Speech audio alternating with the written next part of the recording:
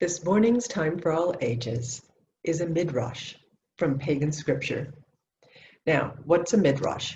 A midrash is a way of making sense of sacred story. So it's a story about sacred story, and usually, traditionally, the sacred story that midrashes are written about and told about are the Hebrew Torah.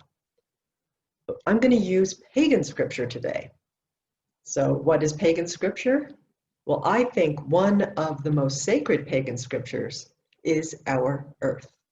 So today, I want to tell you a midrash about the resurrection fern.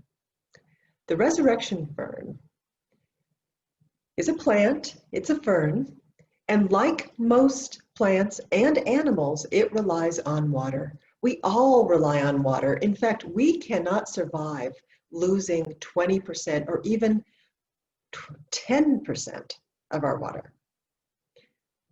The resurrection fern is an epiphyte, that's an air plant, and it lives on trees. It doesn't need soil, it just sits there. It's not a parasite, it just sits up on the branch.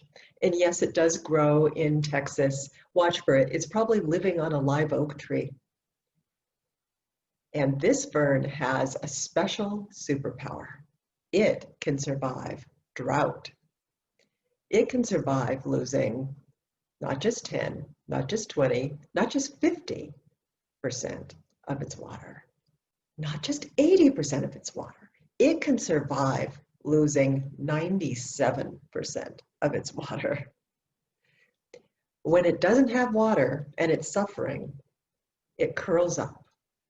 And it curls up and looks dead, but with the leaves curling up, with the undersides out. It does this because of a protein called dihydrins. There's dihydrins on the undersides of the leaves, and that makes them elastic, able to bend without breaking. The underside of the leaf is where the water is absorbed. So there it is, looking all dead, but it's also open to any moisture that might come along.